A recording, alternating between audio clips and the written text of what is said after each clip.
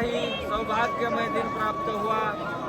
हमारी ऋषिकेश से शुरू हो गई पद यात्रा महादेव की कृपा से, भगवान पंडरीश परमात्मा की कृपा से, हमारे सभी सद्गुरुओं की कृपा से 7वें दिन केदारनाथ धाम आ पहुंची और आज हमारी यात्रा का 9वां दिन। कल हम 8वां दिन यहाँ पर विश्राम करके बाबा के दरबार में आनंद ले लिया।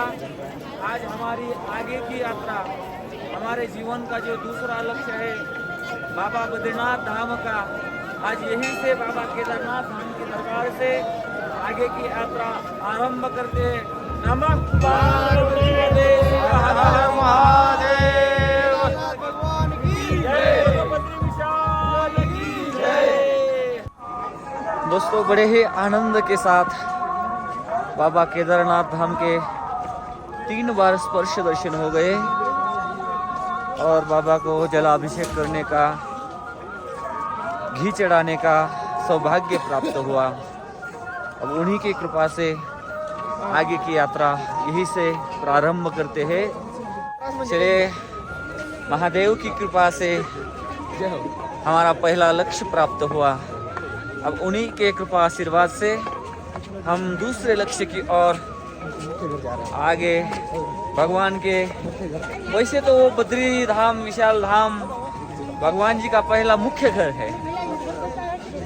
अब वो आगे की कहानी हम लोग आपको वहां जाने के बाद बताएंगे कि कैसे महादेव जी का घर भगवान बद्री विशाल जी का हो गया। अच्छी सुंदर कहानी है, लेकिन वहां जाने के बाद। हर हर महादेव, हर हर महादेव। सुबह के 7:30 बज चुके हैं और हम लोग हेलीपैड तक पहुंच चुके हैं। यहीं से आगे आधा किलोमीटर बाबा केदारनाथ का मंदिर आता है। चलिए बढ़ते हैं आगे अपने दूसरे लक्ष्य की ओर।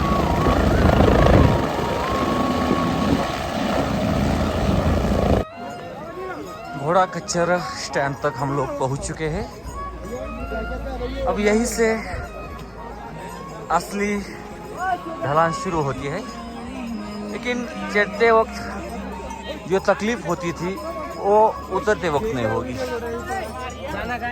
लेकिन सावधानी भी बरतनी पड़ती है, क्योंकि अपना शरीर का पूरा भार अपने घुटनों पर आता है। कुछ लोग इस बास्केट में बैठकर भी यात्रा करते हैं, लेकिन वो भी इतने आसान नहीं है। दोस्तों, यहाँ तक आने के लिए हम लोगों को, यहाँ से ऊपर जाने के लिए 1.5 घंटा लगा था, लेकिन अब नीचे आते वक्त हम यहाँ 15 मिनट में आ चुके हैं। इतना अंतर है चढ़ाई में और उतरते समय। पूरा केदारनाथ घाटी का ग्लेशियर है, इसी के बीच में से होते हुए हम लोगों को आगे बढ़ना पड़ता है। चलिए, उतरना है जल्दी जल्दी। गौरी कुंड है अभी 12 किलोमीटर।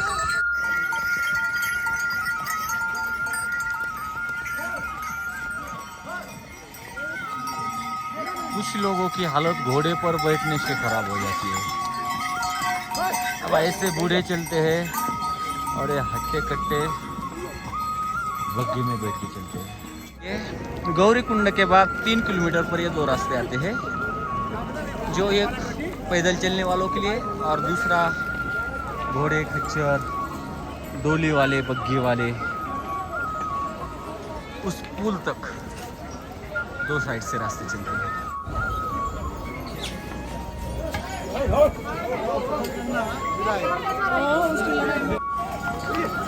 उतरते हुए बहुत नीचे आ चुके हैं। बस 1-1.5 घंटा और पहुंच जाएंगे गौरी कुंड।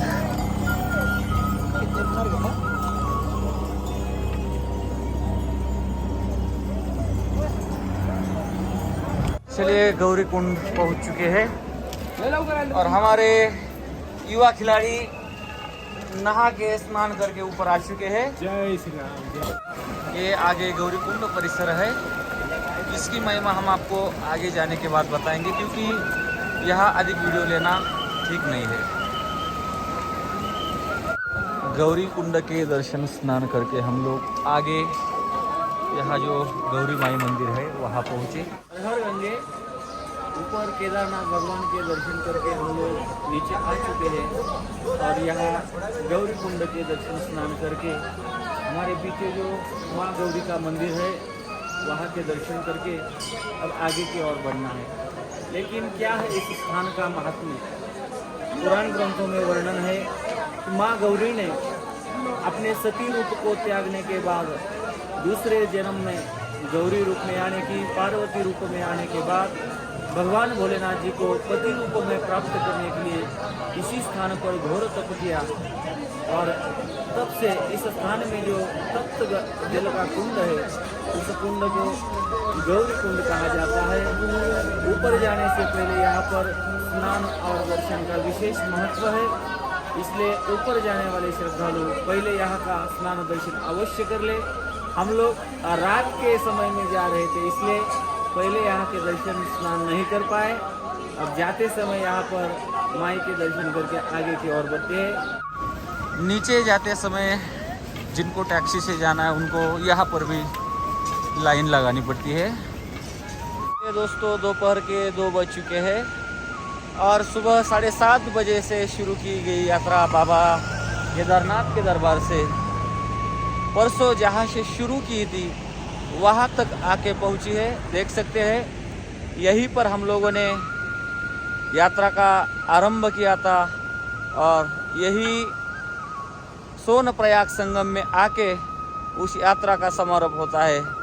चलिए देख सकते हो हमारे पीछे सोनप्रयाग संगम।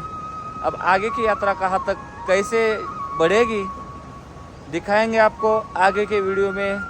जय श्री कृष्णा, हर हर महादेव, राम कृष्ण हरि।